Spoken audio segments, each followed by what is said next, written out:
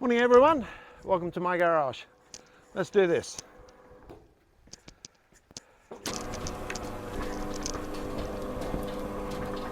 Hi, welcome.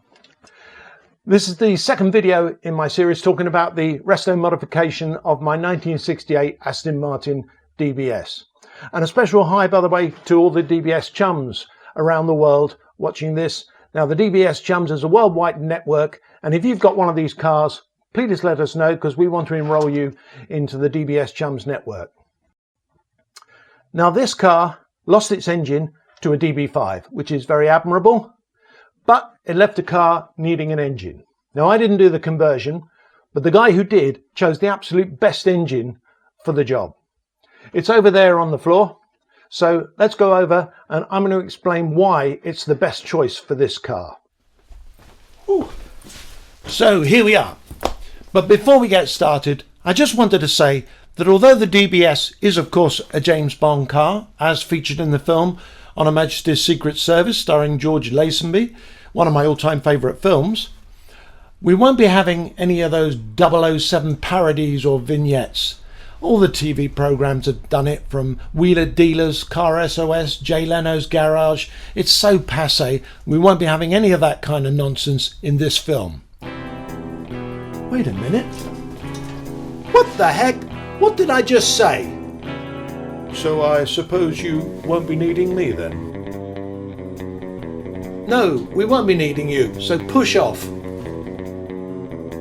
Well, tell Barbara I'll be in my trailer. Unbelievable. And you can pack that in as well.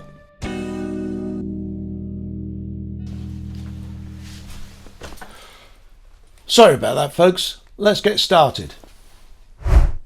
So here it is. This is a Jaguar AJ6 engine taken from an XJ6 from 1995, the X300 series. This particular engine has done over 127,000 miles, and I know that because I was lucky enough to get the service record for the donor vehicle. And as you can see, all the stamps are here, and its last service was in 2007 when it had done 127,500 miles. But that doesn't bother me in the least, because these engines have got a reputation for being completely unburstable, totally reliable, so that's a much better prospect than if they'd had the original engine. I'd have loved this car to have its original engine, but when they go wrong, ask anyone who's got one of these cars, it's big money. So I'm much happier that it's got this engine. So what makes it a good choice for this car? Well, firstly, it's the same basic layout. So a 4-litre straight 6, and physically it's a superb fit for the engine bay. Possibly better even than the V8, which it was supposed to have from day one, but didn't get until September 1969. So the original engine for this car made 280 brake horsepower. The V8 that went on to replace the 6-cylinder made 320 brake horsepower. This engine, when new and in the XJR, made 322 brake horsepower, so only a slight increase in the bhp. But that's not the full story, no. You've got to also consider the torque figures. So the original 6-cylinder engine made 288 foot-pounds of torque. The V8 made 330 foot-pounds of torque, but this engine made 378 foot-pounds of torque. So a significant increase in the torque figures there. Now, I admit some of that power will have been lost over the years, not just because of the miles that it's covered, but also because there were changes made to the ignition system to get this engine to work in the Aston. But we're now reversing that and reintroducing electronic ignition, and we've got a brand new ECU which should be tunable on a laptop. So not only should we get back to those original power figures, but also we should be able to go beyond it if we want to. So not only is this engine more powerful than both the original 6-cylinder and the V8, come to that, but it also should be a good deal more economical to run. Now, I know a chap who's got an AM V8, mid-70s. That's the car, not him. Well, could be him. But anyway, he reckons he gets 10 miles to the gallon. And he said it doesn't matter whether he drives it hard or takes it easy, it's still 10 miles to the gallon. In fact, he jokes that the car behind should be getting better fuel economy because their engine is sucking in a lot of his unburnt fuel. So I'm really pleased that this engine is going to be slightly more economical. The figures for the XJR, kind of 15 miles to the gallon round town to 21 on a motorway run. And I think it's not only important from an economy point of view, but also from an ecological point of view. Now, although this is a Jaguar engine, you may have noticed that it says Aston Martin on the cam cover, and indeed it does. There it is. And the reason for that is that at one point both Jaguar and Aston were owned by Ford, and that meant that there was a lot of technology exchange, so engines and platforms, mostly from Jaguar to Aston. And the basis of this engine, the aluminium block and the double overhead cam head, went to make up the Aston Martin DB7 engine. And that means that the cam cover from a DB7 fits straight onto this engine. And that's what the previous owner did. He got a DB7 cam cover, and there we go. But he also went to the trouble of grinding off the lettering that was on this plenum chamber here, and that would have said XJR6.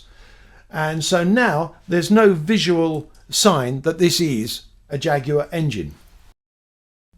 The strange thing is, though, that the Aston Martin DB7 was 3.2 litres, which is 800cc less, and yet it made 335 brake horsepower, which is 18 horsepower more. So I can only assume that Aston gave it more boost. That gives me the hope that we can tune this engine beyond the 322 brake horsepower if we want to. And then we come to one of the best reasons to choose this particular engine. Now, modern engines that are controlled by an ECU have their immobiliser and alarm system tied in with the ignition system within the ECU. Trying to separate the two can be a nightmare, but the genius of this engine is that it was a development of its predecessor, the AJ6. Now, the AJ6 engine was found in the XJ40 version of the XJ6, and in that car it didn't have a timing sensor like this one does. It had a mechanical distributor.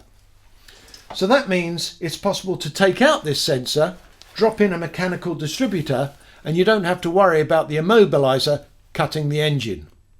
So my electrician is helping me to replace the distributor, the ECU and the coil. And what we're going to do is we're going to have a sensor, which is already fitted there, a coil pack, and we're going to have a brand new ECU from Emerald. Now, Emerald are a British company who make aftermarket ECUs. Not only that, but also they're going to make up the engine loom. Now, when I got the car, all the wiring for the previous engine was still in situ, and all the wiring required for this engine had been added on top of it. So there was a lot of excess wiring there, and it was pretty higgledy-piggledy and all over the place. So I wanted to tidy it up, as I've said before, take it to the next level. So that's what we're doing. All new wiring. It's going to be lovely. It's going to be beautiful. It's going to be expensive, that's for sure, but it's going to be worthwhile. Now, with the engine sitting on the garage floor, I've been able to remove all the ancillaries and give them a good cosmetic refurb. I painted the aluminium block and I made everything look all smart and lovely. Now, luckily, the engine didn't need any mechanical work, but I've had the Eaton supercharger off, because when I looked inside where the removed inlet duct sits, I could see that the Teflon coating of the blades was flaking away. Now, this could only mean that chunks of Teflon were being drawn into and would continue to be drawn into the cylinders, which is not good. Now, you can get the blades recoated, but that's horrendously expensive. So what I did was remove the supercharger and completely strip it down and remove the remainder of the Teflon coating from the blades. Now, this will no doubt make the efficiency of the supercharger less. How much so? I don't know. We'll have to wait and see. But I can always take the supercharger off again at a later time and get those blades recoated if I feel it's necessary. But I have, of course, changed the oil and the bearings inside. Right, let's go back to the engine bay for a minute. So here I am in the empty engine bay, and the reason I'm here is because I just wanted to show you the radiator. Now, this is the Jaguar radiator, from the XJR, and it's a lot taller than the original radiator for this car would have been. And in order to get this radiator in, a section of bodywork had to be cut away from underneath, and I've actually got that section here. And the reason I've got this is because this was cunningly being repurposed as a little trim panel fitting in between the bodywork and the radiator.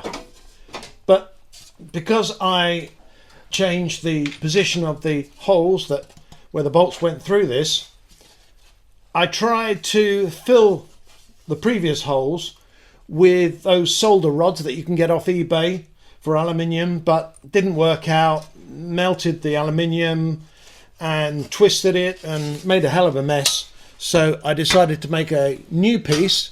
So I've got a new trim panel here, and that just slots in there. Well, the hinges are in the way at the moment, but anyway, that will just fit in there and trim that up nicely.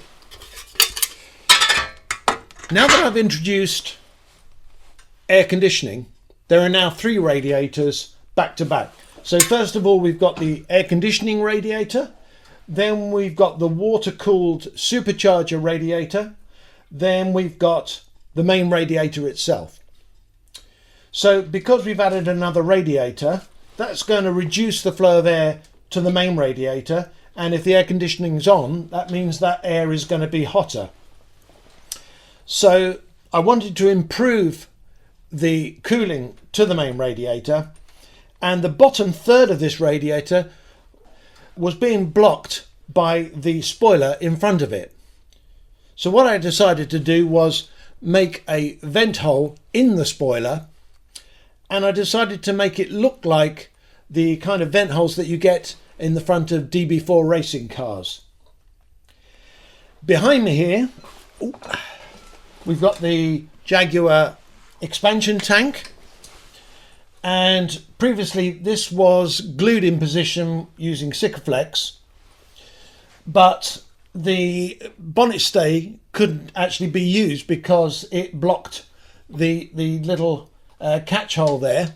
So what I did was reposition it, and I made up some brackets here and here so that they would hold it in position.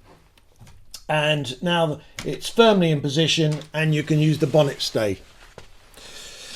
So that's the cooling improved. So that's it for today's video. Hope you've enjoyed it and found it interesting. Join me again next time when I'll have more videos about the resto modification of this car. I also want to be making some videos that might help you with the restoration of your car. For example, if you've bought brand new Aston Martin badges, then I've got a top tip for what you should do before you fit them to the car. In the meantime, thanks for joining me, and I'll see you again next time. Bye-bye.